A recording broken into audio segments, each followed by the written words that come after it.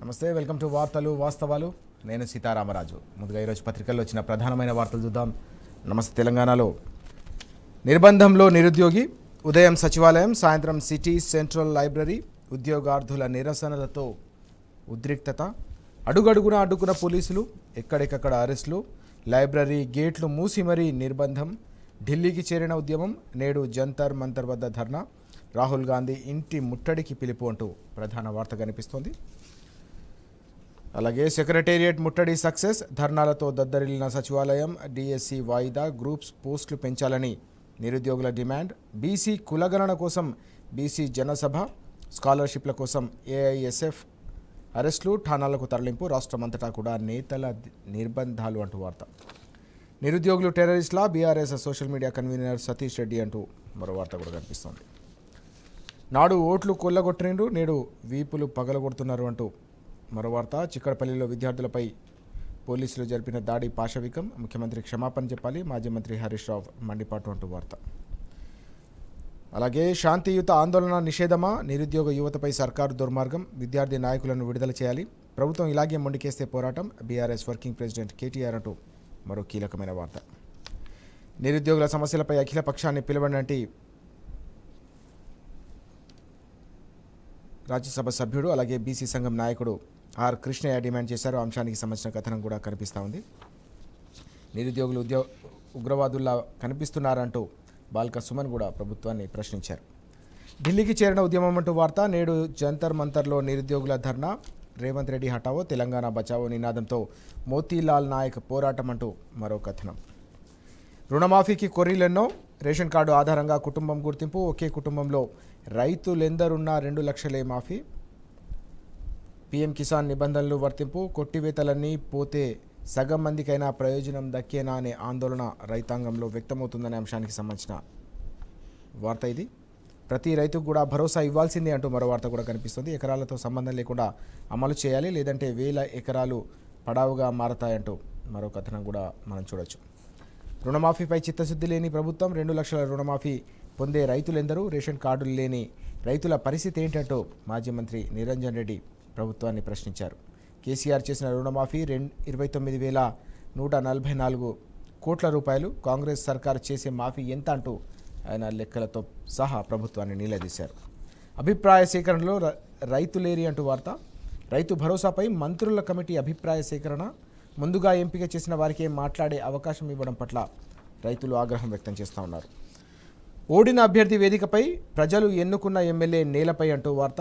ప్రజాపాలనలో ప్రజా తీర్పు అపహాస్యం, కొత్తపేటలో ప్రోటోకాల్కు తిలోదకాలు, అధికారుల తీరుపై మాజీ మంత్రి ఎమ్మెల్యే సబితా ఇంద్రారెడ్డి ఆగ్రహం. స్టేజ్ ముందు నేలపై బైఠాయించి నిరసన అంటూ ఆ ఫోటో ఐటమ్ కూడా కనిపిస్తుంది. బీఆర్ఎస్ కాంగ్రెస్ కార్యకర్తల తోపులాట జరిగింది.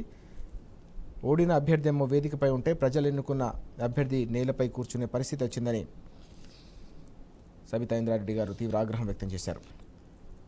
ప్రజాప్రతినిధుల హక్కుల్ని కాలరాస్తున్న సర్కార్, ప్రోటోకాల్ ఖచ్చితంగా పాటించేలా చర్యలు తీసుకోవాలి, ఉల్లంఘనలు జరగకుండా సీఎస్ అలాగే కలెక్టర్కు ఆదేశాలు ఇవ్వాలి, కాంగ్రెస్ నేతలకు సంక్షేమ పథకాల పంపిణీ బాధ్యతల, ఇది ప్రజా తీర్పుకు విరుద్ధం, ప్రజాస్వామ్యానికి విఘాతం, ప్రోటోకాల్ ఉల్లంఘనపై స్పీకర్కు కేటీఆర్ బహిరంగ లేఖ అంటూ కేటీఆర్ గారు రాసిన బహిరంగ లేఖకు సంబంధించిన కథనం ఇది. నేను బతికే ఉన్నా చచ్చిపోయినానని ఈ సర్కార్ అంటున్నది, అందుకే పింఛన్ ఇస్తలేదు, కేసీఆర్ డబుల్ బెడ్రూమ్ ఇల్లు ఇచ్చిండ్రు, నాకు పెన్షన్ ఇచ్చేందుకు వీళ్లకు చేతులు వస్తలేవంటూ ప్రజావాణిలో నిన్న ఒక వృద్ధురాలు, ఒక తల్లి ఆవేదన వ్యక్తం చేసింది. అంశానికి సంబంధించిన కథనం ఇది. ఎమ్మెల్యేల ఇండ్ల ముట్టడి, ఆందోళన, రిటైర్మెంట్ బెనిఫిట్స్, పింఛన్ 5,000 ఇవ్వాలి, 19న చెలో ప్రజాభవన్, అంగన్వాడీల డిమాండ్ అంటూ వార్త. అలాగే ఉపాధ్యాయురాలు కోసం విద్యార్థుల ఆందోళన చేపడితే, డిగ్రీ కళాశాల కోసం పోస్ట్ కార్డు ఉద్యమాన్ని మరో చోట చేపట్టిన పరిస్థితి కనిపిస్తోంది. అలాగే ఏజెన్సీలో డిఎస్సి కోసం ఐటీడీఏ ముట్టడి అంటూ మరో ఫోటో ఐటమ్ కూడా కనిపిస్తోంది. ఓటర్ జాబితా ఆధారంగా బీసీ గణన, బీసీలకు రిజర్వేషన్ 24% మించే ఛాన్సే లేదు, కాంగ్రెస్ మేనిఫెస్టోలో 42% రిజర్వేషన్ హామీ ఇస్తే, ప్రస్తుతం ఉన్న పరిస్థితి చూస్తూ ఉంటే 24% మించే అవకాశమే కనిపించట్లేదనే కథనానికి సంబంధించిన ఐటమ్ ఇది. ఓటర్ల లెక్కల ఆధారంగా నిర్ణయించే యోచనలో ప్రభుత్వం ఉన్నట్టుగా కనిపిస్తూ ఉంది. స్థానిక సంస్థల నిర్వీర్యానికే హైడ్రా, 3 ముక్కలుగా జీహెచ్ఎంసీ నిర్ణయానికి బీఆర్ఎస్ వ్యతిరేకం, కాంగ్రెస్ పాలనలో పడిపోయిన Hyderabad brand, MLA KP Vivekanand అంటూ మరో వార్త. అటకెక్కిన ప్రాజెక్టులు కొత్త కంపెనీల ఏర్పాటులో కర్ణాటక కాంగ్రెస్ సర్కారు ఘోరంగా విఫలమవుతుందనే అంశానికి సంబంధించిన వార్త ఇది. ప్రారంభమైనవి కేవలం 38 మాత్రమే. 122 ప్రాజెక్టులు అనుమతిస్తే మిగతావన్నీ కూడా నత్తనడకన సాగుతున్నాయనే వివరాలతో కూడిన కథనం ఇది. బీజేపీకి పెద్ద చిక్కు, పెద్దల సభలో తగ్గిపోయిన సంఖ్యాబలం అంటూ మరో వార్త కూడా కనిపిస్తుంది. నలుగురి పదవి విరమణతో 86కు పడిపోయిన కమలం ఎంపీల సంఖ్య అంటూ మరో వార్త. ఇక తెలంగాణ టుడే విషయాన్ని తీసుకుంటే తెలంగాణ టుడేలో riders may rob rights of waiver scheme guidelines come with tough conditions అంటూ వార్త కనిపిస్తుంది. రియల్ పిక్చర్ ఏ విధంగా ఉండబోతుందో అంశానికి సంబంధించిన కథనం. కాప్స్ అరెస్ట్ జాబ్ ఆస్పిరెంట్స్ అంటూ మరో కీలకమైన వార్త. KTR demands immediate release of youth leaders అంటూ మరో వార్త కనిపిస్తుంది. అరెస్ట్ చేసిన వారందరినీ కూడా బేషరతుగా విడుదల చేయాలి, వారిపై పెట్టిన అక్రమ కేసులు కూడా ఎత్తివేయాలని డిమాండ్ చేశారు కేటీఆర్.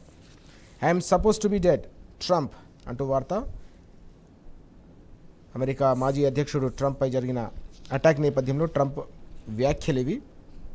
ప్రాణాపాయం నుంచి బయటపడ్డప్పటికీ కూడా పరిస్థితి మాత్రం అత్యంత విషమంగా ఉండే ప్రమాదం పొంచి ఉందని ట్రంప్ అన్నారు. అయితే బయటపడడం ఆనందాన్ని ఇస్తుందని చెప్పి ఆయన చెప్పారు. ఎన్నికల బరిలో ప్రచారంలోకి మరోసారి దూసుకెళ్లేందుకు ఆయన ప్రయత్నం చేస్తూ ఉన్నారు.